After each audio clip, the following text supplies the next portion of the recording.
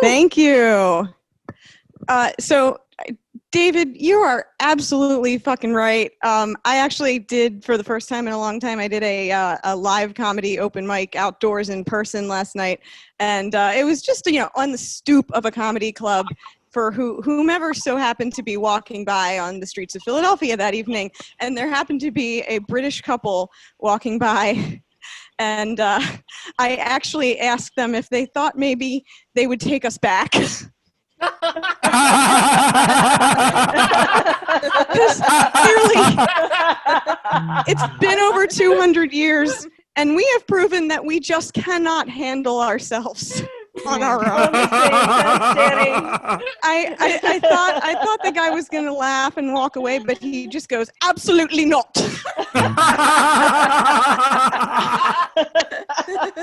So Ben Shapiro pisses me off. If you don't know who Ben Shapiro is, he's sort of like Trump, but less dangerous and more just annoying, and also Jewish. But speaking for myself and my Jewish brethren, we don't want him. This guy is not a fan of WAP. He, in fact, has the fucking gall to say that wet vaginas don't exist because he's never seen one.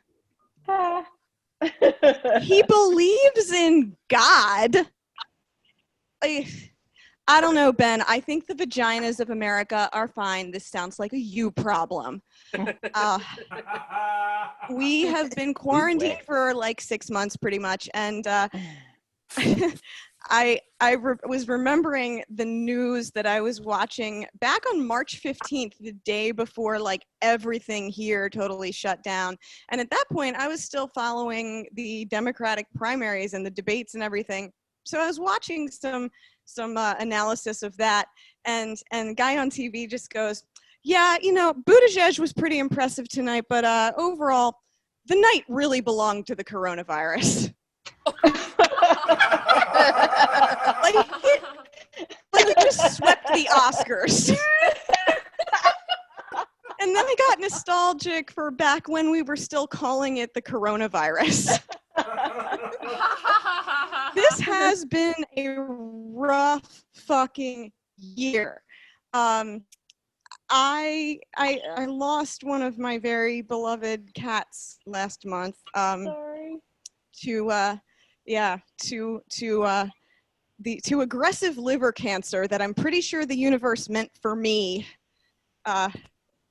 which I'll tell you about in a minute. I probably deserve, but my poor cat was originally, the family who had him before I did had gotten him from a breeder. So the oncologist told me that my cat was probably his own uncle, and that made him predisposed to getting cancer. And I just have to say, cat breeders are horrible people. Dog breeders too. You're horrible people. Stop it. Like they say they don't do it for the money. They do it for the love of the animal, for the integrity of the breed, to keep the bloodlines pure. Do you know who you sound like? Voldemort. But yeah, I am an alcoholic. I have been sober for about a year. It sucks. It's fucking boring. AA meetings do help. That's what I call putting fresh batteries in my vibrator. It has been torture watching all of you for the last 6 months discover the joys of day drinking. By the way, you can stop judging me for it now. Thank you very much. I was just doing it way before it was all mainstream and cool. I was day drinking back before you motherfuckers all discovered avocado toast.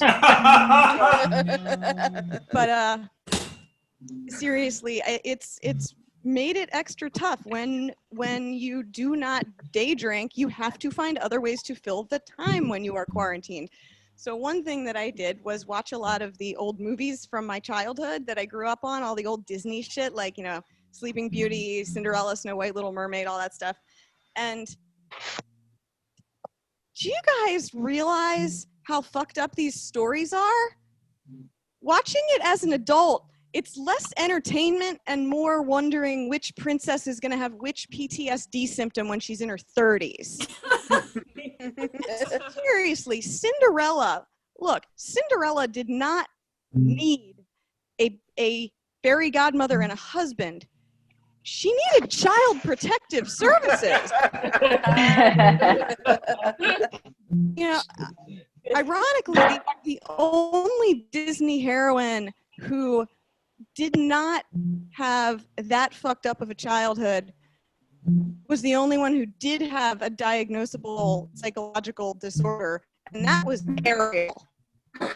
Does anyone remember Ariel was a hoarder? She had a secret cave in the ocean where she would hide all of her like land garbage souvenirs she collected because they reminded her of the prince she had a crush on. Yeah. She'd go in her cave and sing about it. And I am pretty fucking sure that at the end of the movie, when she marries the prince and moves into his castle and gets everything she wanted, that problem got worse. And I'll tell you why. Hear me out. Ariel she becomes human. She gets legs, right? Which means she also has a clit now. No, I think she always did. I'm pretty sure the mermaid clit is just like, you know, it's just, I need to believe it's where you'd want it to be, just kind of, you know, it's there. But she is now still a hoarder, but she's moved on to hoarding vibrators somewhere in Prince Eric's castle. Look at this stuff. Isn't it neat?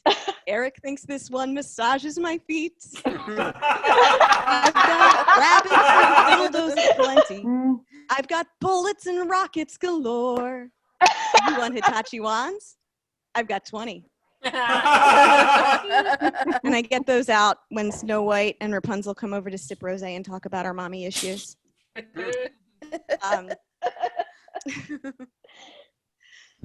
But seriously, those movies, they will really fuck you up. I mean, like, you grow up watching that shit and all you want is the life of a Disney princess. You know, you want a fairy godmother and a man and a 19-inch waist, and it is just not in the cards unless you just stop eating entirely, which that's frowned upon.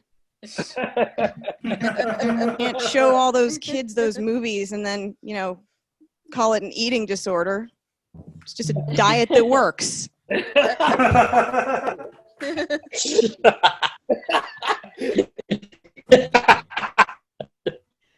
So, with all the shit that has happened in 2020, have we forgotten about the murder hornets?